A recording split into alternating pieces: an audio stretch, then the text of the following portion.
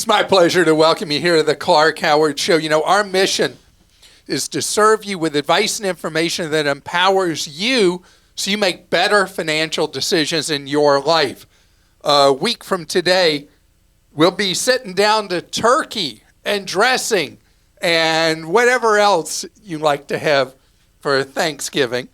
And holiday shopping has become a new tradition on Thanksgiving. How about that with the .coms?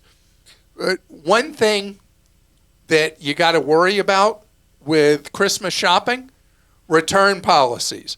And I want to tell you a story of something that happened to me that saved me big money.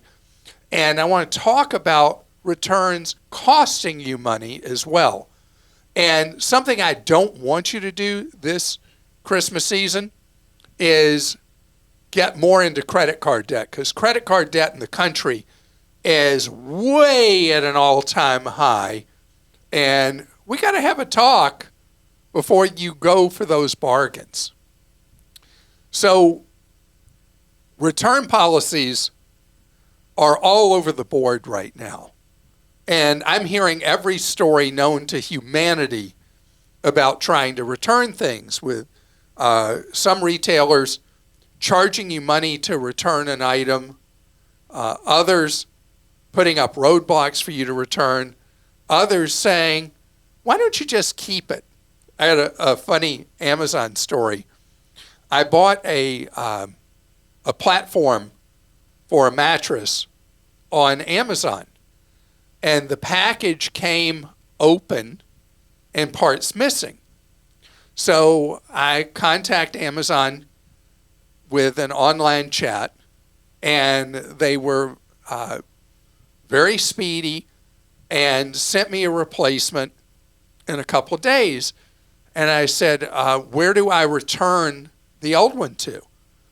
Well, you said it's missing parts. It's yours to keep. We don't want it. I said, well, I don't want it. And so they said, well, we won't take it back, but we're crediting you for it. We're sending you a new one, but we won't take it back. So there I am with this bed frame. So my son and I take all the parts out, and we figured out only a few parts were missing that could easily be replaced at a hardware store or something like that. So we rebox it up, and I take it and donate it at Goodwill. And so somebody's getting a bed frame that's just going to require a little bit of running around to make it work fine. But that's not an unusual story, forgetting the part that it was missing parts. I talked about this last year at this time, that occasionally you're going to have a retailer say they didn't want an item back. You're going to hear that a lot in January from clothing retailers or retailers that you bought clothing from that are general merchandise retailers. If something doesn't fit, let's say you receive a sweater and it's too small, too large, whatever, and you want to return it, they may tell you, keep it, and then I guess you then re-gift it, because retailers are losing so much money on certain types of returns, it's mind-blowing. I mean, the logistics involved in processing returns is so expensive that it is cheaper for a lot of retailers to just say, it's yours. I had a crazy thing. I mentioned yesterday I got this 85-inch TV for $698. So I'm going to give you more detail on that. I bought it at Sam's Club, at samsclub.com, for $898 or $899, whatever. And then 10 days after I bought it, it then goes on sale for $698. Well, you know, Costco's published policy is that if the price on something drops within 30 days when you buy it, you can just ask for a credit and they give it to you. Well, so I do a chat thing with Sam's, and I said, do I understand this right? Because you can return a TV for 90 days, that in order to get back the $200 difference, that I have to return the TV that I just got, rebuy it in order to get the lower price. And so the person doing the chat said, give me a minute, or whatever he said. Next thing I know, he said, we've credited $217 and so many cents to your account. Because they don't want that TV back, because they'll have to salvage it at that point. And so even though it's not, and I looked in the terms of service of Sam's Club membership, I couldn't find anywhere that they do the 30-day guarantee like Costco does. But effectively, they did it by me contacting them, and I got back, it was $217.80 I got back. And so the thing I'll tell you as a Costco shopper, and now I can amend that with an asterisk about Sam's Club, you buy an expensive item, in those 30 days after you buy it, you should monitor if that item does get cheaper, if it goes on sale, because you will at Costco if you ask for it, and you may well at Sam's Club get that money back. All right, we'll go to questions. Do I sound too cheap? Are you kidding me? This is why you have the Clark Howard Show. Okay. You're showing us all how to do it. Jamie in Washington says, I learned something with Uber the other day. I ordered a ride and watched him start driving toward my house, and it said 8 minutes for him to arrive. Then he started taking random turns down random roads. I'm thinking, wow, this guy's super lost. And then it shows me he's 15 minutes from me, and all of a sudden it shows 4 minutes and a new driver. I told the new driver about how, quote-unquote, lost my other driver got, and he told me some Uber drivers drive around pretending to be lost and take a long time in hopes that you will cancel the ride, and they make a little bit of money from you canceling, and they never even have to give a ride. So I had, my record was when I was in Florida in August, and I used the Uber app to get an Uber, and I had 4 drivers accept the trip and then later go rope-a-dope on me. Wow. 4 different ones.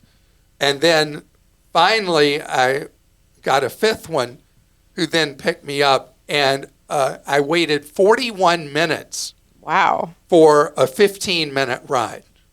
That's crazy. I mean, so this is a thing on Uber, and it also happens on Lyft, that the drivers do the rope-a-dope. They'll accept a trip before they really look at it, and then they'll realize, I'm not going to make enough money from that trip. But then they don't cancel on you.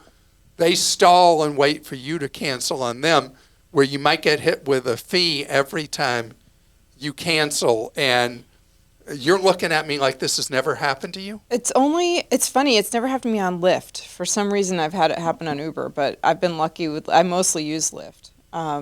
But yeah, and I also thought that the drivers... Are you Lyft? Is it called Pink? Are you the higher status? I used to have it for free with my credit card, but they did away with that, so I don't have it anymore. But I thought that they didn't show the drivers where you were going until you got in the car, but I guess they must show them now. So I guess the drivers do know. I mean, you would think with that happening, would decide a trip's not worth it. Okay, yeah, because I guess if you're driving someone 2 states away, you need to know that.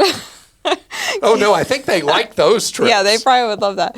Kathy in California says, we are Verizon wireless users with 7 lines, and we won't be changing anytime soon because some of us are getting bill credits for free devices bought through them that run for another year or so. We were getting $10 a month per line for allowing auto pay from my checking account. Not something I loved, but worth it for $70 a month. Suddenly, it's only $5 a month discount unless I get the Verizon Visa card, but the fine print says we can't get the card and re-enroll to get an additional, we can get the card, it says we can't get the card and re-enroll to get the additional $5 per line discount. It has some perks that might be useful, like 4% on groceries and dining, and has no annual fee, plus a $100 statement credit after 3 months.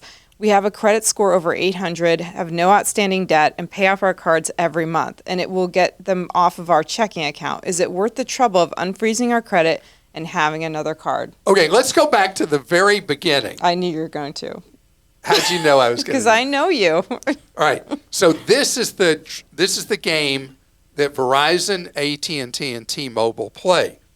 And I was thinking when I was watching on football, I was watching a Verizon ad where they're taking a hammer to their iPhones, Yes. but then they can trade it in any condition and get the new iPhone, whatever.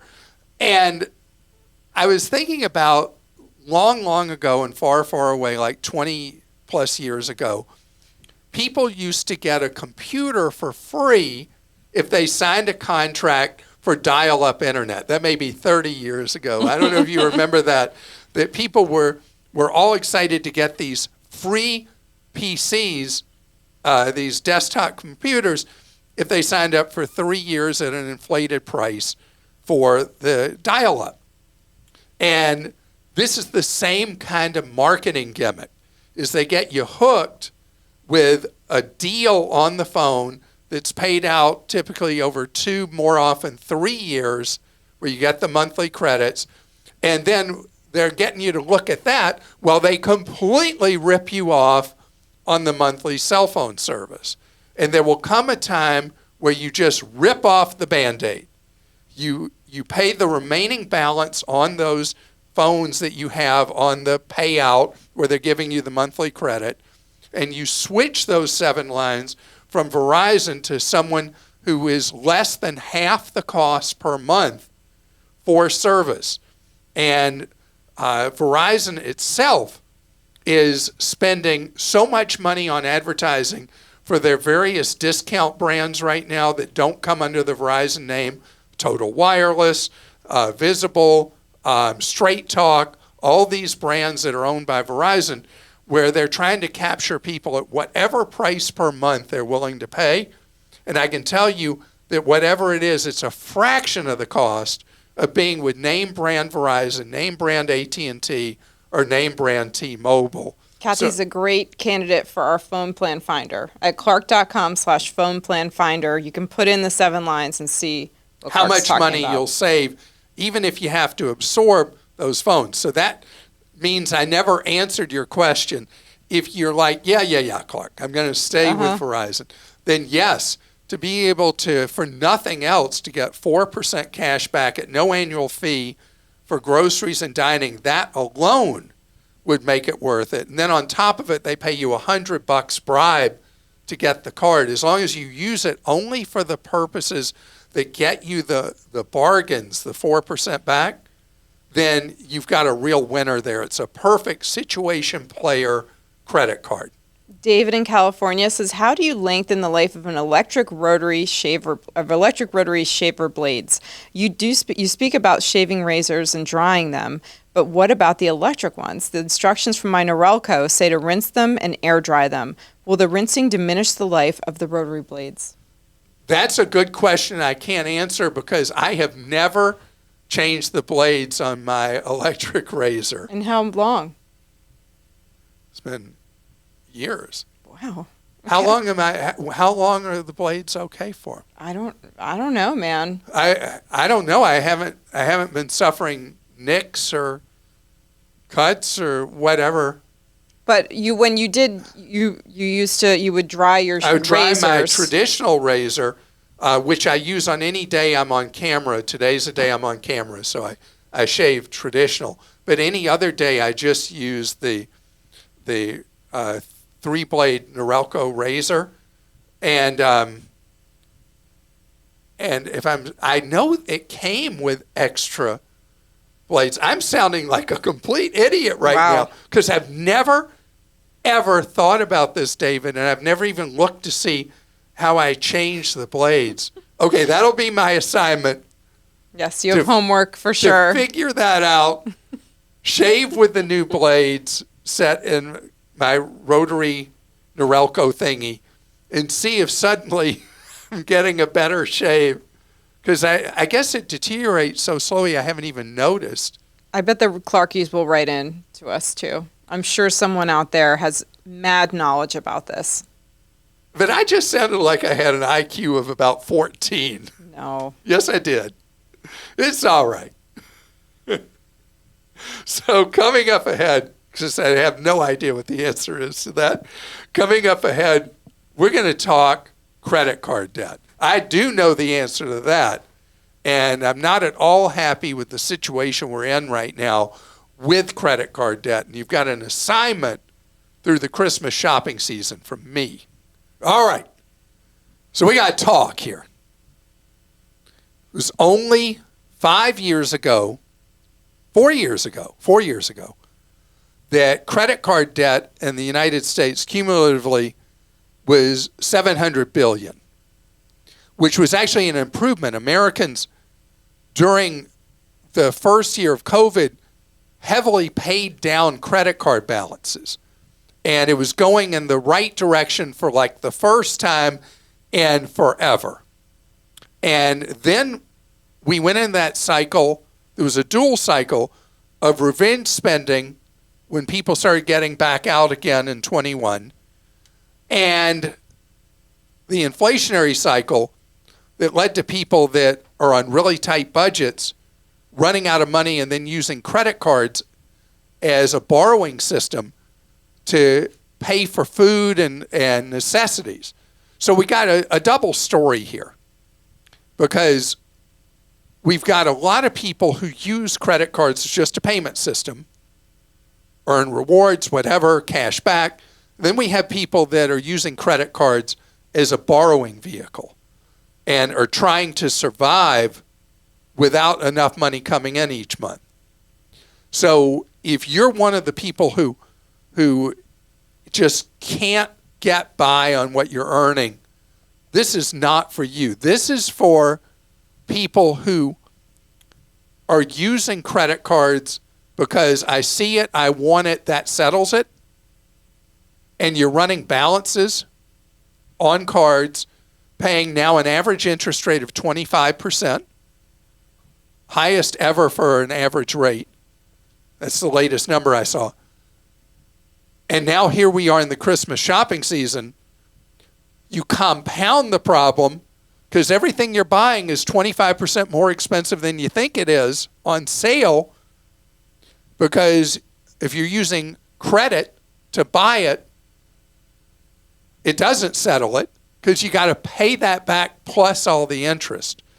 If you're someone who is in that very large segment of Americans who pays your balance in full every month, it's about more than a third of people now, and you can afford it, and you want to buy this sale item or that one, or you want to book this Black Friday travel deal or whatever it is, go for it. That's fine,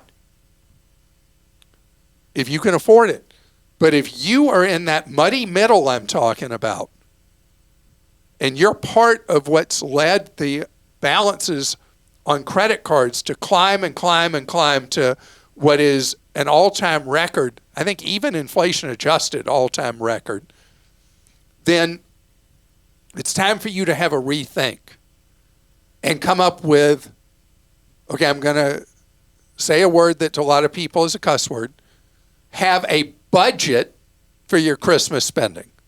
A budget, that's right, where you say, okay, this is what I can afford to spend for Christmas and pay for, and this is what I'm going to buy.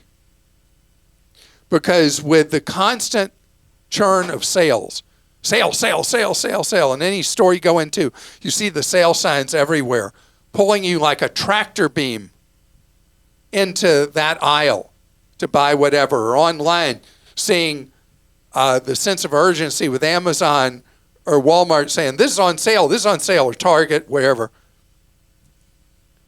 If you cannot afford to pay for what you're buying and you're already servicing interest on credit cards, you got to rethink this.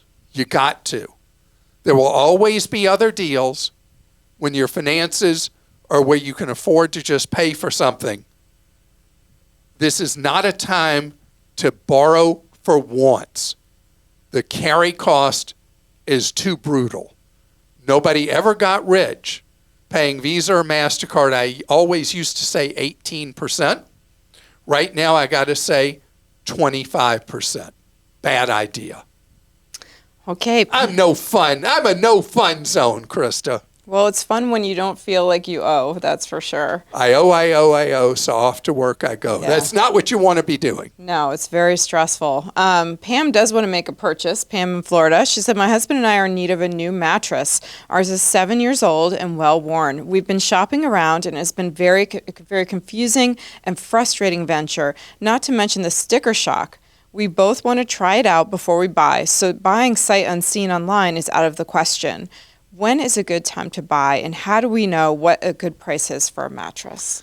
Okay, we got to talk. All right.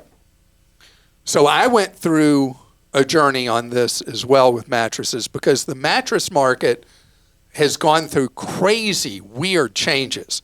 So we have never had mattresses as expensive as we have right now and as inexpensive as we have right now. What they call the bottom bucket to the top bucket has never been wider than it is right now in the mattress market. And so if you go to a mattress store of some kind and they start showing you mattresses, and they'll always have a really terrible bargain price mattress. It'll be awful. And you and your husband will lay down on it, Pam, and you'll say, oh man, this is the worst thing ever. And the salesperson's setting you up, and they take you over to another one, and they'll say, try this one. It may be 10 times the price of the first one, or they may go through a sequence of them. It's all a sales technique. The reality is you can get a really great mattress at a really good price. And I want to tell you a couple of things, and then I'm going to go to your thing about not wanting to buy online. Okay. So the mattress market has morphed so much, and Consumer Reports has done a great job rating mattresses. And if you don't have a subscription through your library, you may be able to see it for free or just buy one-time access.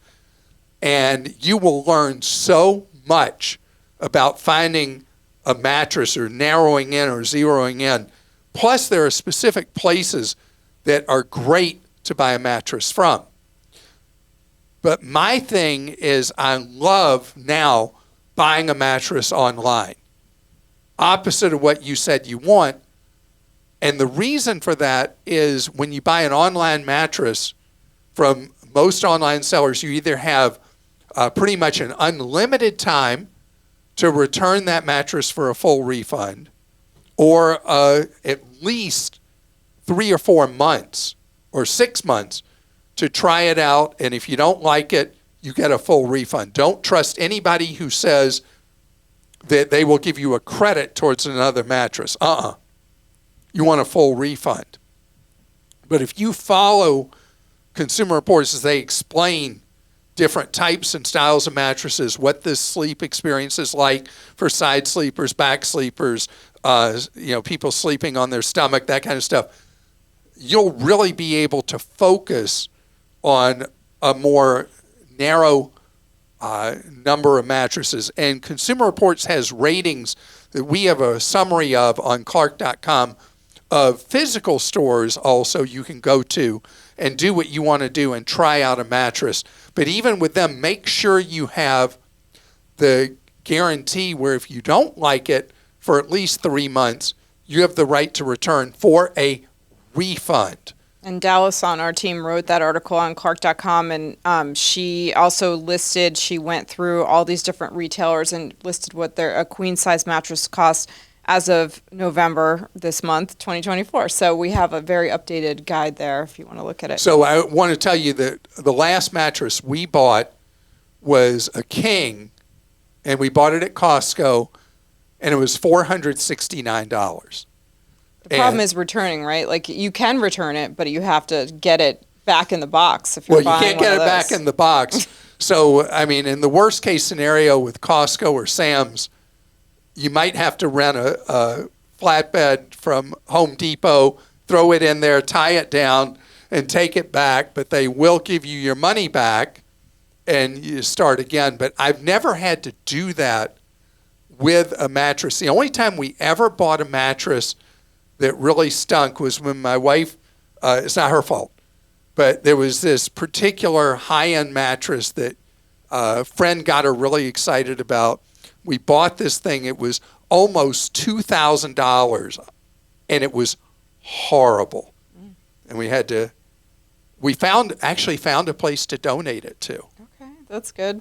But that was almost $2,000 down the tubes. I mean, I remember years ago, before these bed in a box things, I mean, your advice, and I saw you do it so many times when we'd be in a Costco, is to lay the mattress on the floor. You need to have people lay down on the mattress and like chill out on the mattress for a while. But you know, when Casper came up with the compressed mattress thing, it totally changed the industry. And so people overwhelmingly buy these mattresses either that they cart home and let pop up like an old popcorn popper, or they order them online and have them delivered. All right. Linda in Washington says, what do you know about the fourth credit bureau in Innovis? Should I be freezing my credit with this bureau also? Okay. So thank you for asking this, Linda, because people will ask, well, why don't you talk about doing a credit freeze with check systems? Why don't you talk about doing a credit freeze with this one, that one, or the other one? And so I find that I try to get people to freeze with the three main Equifax TransUnion experience. Not going to solve all the world's problems, but it's one of the most important things to protect your identity. And why those three? Because they're used so universally, they have so much market share. But then you have specialty bureaus like Innovis. They have minimal market share in credit granting decisions, at least at this point. And so I've not made talking about them a priority, or some of the other more obscure ones. There's one that many of the cell phone companies use that criminals have been targeting. And I don't even want to get into telling you about that one and freezing your credit with that and all that. So we've got busy lives. There's a lot of noise in our lives. So the most important thing is, if you have not frozen with the three mains, get it done, because it's not like data breaches and all that are slowing down. They're accelerating, and that's why you need to put the most basic protections in place. They're free to do, quick to do, and if you don't know how to do it, go to clark.com/credit freeze, and you can get it done. But freezing with Innovis, if you really want to do a lot of the smaller credit bureaus, you can do that. It's not a priority for me. May in California says, my son's a freshman in high school. Is it too late to start a 529 plan? I looked up the Clark's 529 Dean's List, and it says the California plan has no state tax benefit, but Arizona plans, any 529 plan, I believe, has tax benefit. Yeah. Would I receive a tax benefit if I enroll with the Arizona plan instead of the California plan? Is it cheaper to go through the state plan directly rather than going through the Fidelity 529 plan? So if California offers no state tax benefit for a 529, I didn't remember that California had no benefit. Let me look at our latest review. Yep, no state tax benefit. So it doesn't matter which of the plans you go into as long as they're an ultra low-cost plan. Arizona has a low-cost plan only for the index, age-based index plans is really a good plan. California's plan is very good. Again, their age-based equivalent is really good. So as long as you go with a low-cost plan, you're fine. Now, to the core of your question, if you have a kid who's already in ninth grade, is there an advantage to it? Yes, because you'll get tax-free growth over the next several years till your son enrolls in college. And then if you end up with an embarrassment of riches, your son scholarships out or decides not to go to college or whatever it is, ultimately you haven't lost anything, because that money can ultimately become your son's Roth IRA and continue tax-free growth and tax-free spending all the way down the line when they are approaching or in retirement. So it's a fantastic improvement in 529 plans. And it makes it a no-brainer, even if it's a coin toss, whether or not a child will go to college. 529s become a great way to build tax-free assets for that child. The maximum amount under current law that can be converted later into a Roth IRA is $35,000. And there are specific rules how the money goes into that Roth IRA. And I want to thank you so much for joining us today, and I hope that you've learned something or been inspired to do something in your life that will help with our core mission, which is for you to learn ways to save more, spend less, and avoid getting ripped off. And our newsletters are something I'm so proud of. Our Clark Daily Newsletter, our Clark Deals Daily Newsletter. But what I'm most excited about is the subscription price for our newsletters. They are free. You want to check them out, go to clark.com/either newsletter or newsletters, and you're off to saving money or making more money. Have a great day.